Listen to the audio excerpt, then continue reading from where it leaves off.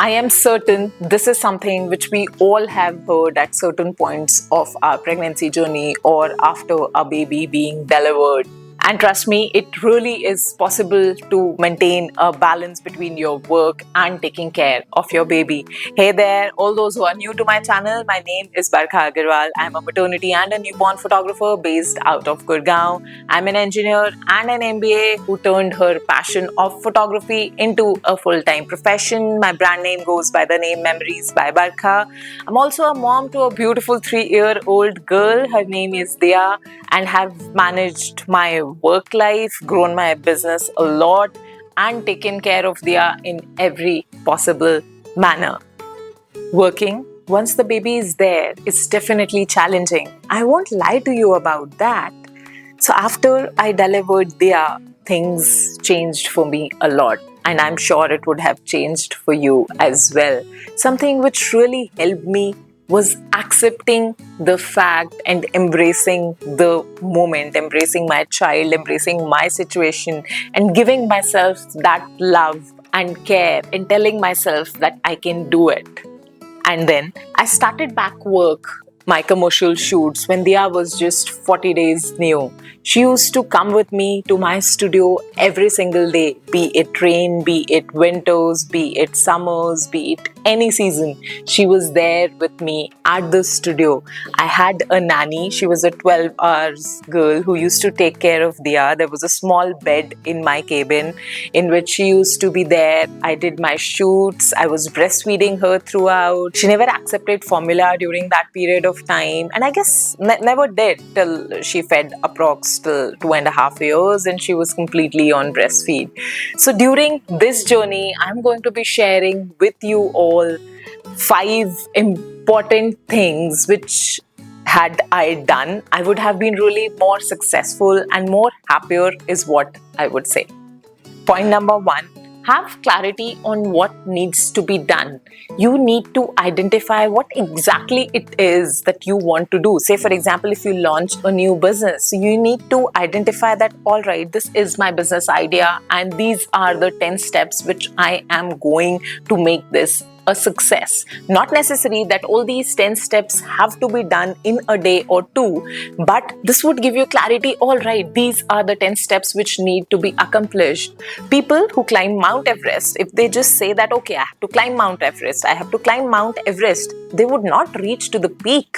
But if they identify, all right, these are the 4 summits which I have to do. In order to reach these summits, these are the duration of times for which I have to walk, they would definitely climb the top of Mount Everest. And that is exactly what you have to do. Quoting something from Robin Sharma, that clarity breeds mastery. So you need to be super clear as to what is your next step, even if it is identifying 3 sets of business ideas and trying to figure out each of them and seeing which one makes profit sense for you. That is the kind of clarity which you need to have in terms of the next steps. Point number 2, time blocking. This is a super cool idea, and had I used it really well initially, it would have helped me a lot.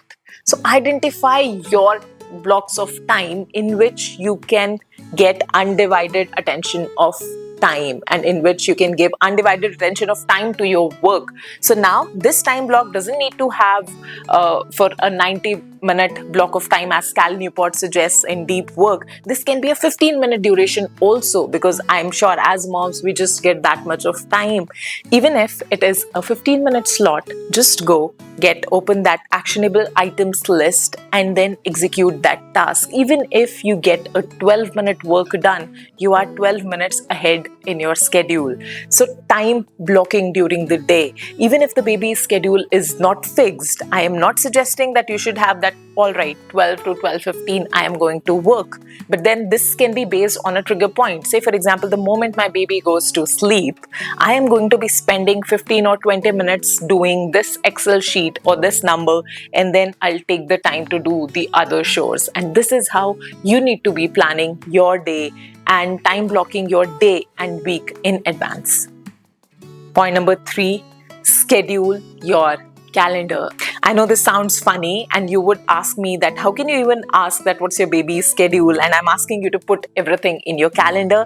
But what I'm urging you here is to identify those overlaps of time between either your partner or your in-laws or any friend if you have, and just identify that slot of time. Say for example, your husband is home on Sundays or Saturdays and he can take care of the baby solely on Sunday from 11 a.m. to 12 p.m. That is your period of undivided attention, and this now needs to go in your calendar, and you have to make it certain to him that this is the time during which I am going to be working on my project.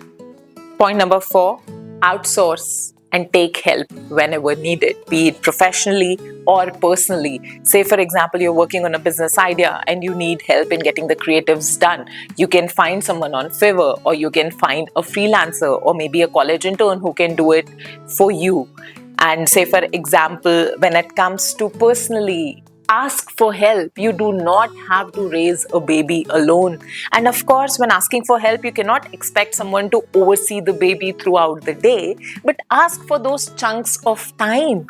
Be really specific. It could be as simple as, all right, evening meals. Can you take care of the evening meal so that I can have some time for myself and my work and I can do my chores? But you have to be really, really specific. As women, I think we struggle. We all want help. Our partners and our family members and our friends also know that we need help. They are doing their part, we are doing our part, but then that clarity doesn't exist. If we start being clear that, all right, I just want 1 hour in a day in which I'm not supposed to do any household chores or take care of you or the baby or anything else, and sit with them and talk with them that how is it that I can get that 1 hour, even if it is not 1 hour, even if it is 20 minutes a day, trust me, that really makes a big impact on your work, on your mental health, and on your professional well-being. Point number 5, create your personal happiness list. And trust me, this is coming from someone who ignored this fact for a very, very long period of time. And now I realize that I should have taken care of myself. Avoid burnout at all costs. If you're working, taking care of the baby, taking care of the home, who takes care of you? Who takes care of that little girl inside you who's there just waiting to be seen, to be acknowledged, to be pampered? And this is something which I realized really late, but the moment I realized, I started taking time out.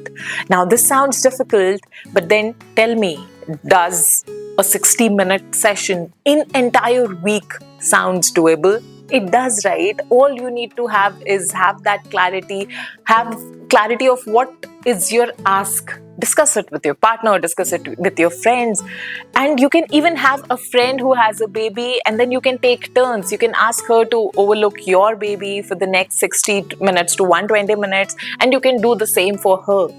And one brilliant way to do this is that identify a list of happiness for you. It could be your bucket list. It could be, say for example, getting a gel nail paint done, getting a pedicure done, going for off-roading, going for any single thing.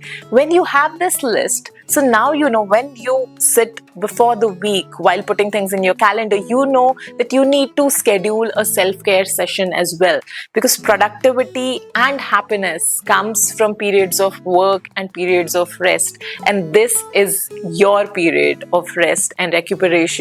And for you to blossom and for you to give that love to the baby, you need to be loved as well. Am I not right? Now, summing it all up, this all is doable, and you are not alone in this battle. There are so many people who have given birth. There are so many people who are working along with the baby. And there's so many people who are working, who has given birth, and who are taking care of themselves as well. And you need to come into that third category. If you have any comments or any questions, I would love to answer them. Please leave them in the comments below, and wish you all a lot of love and a lot of success in life. Bye.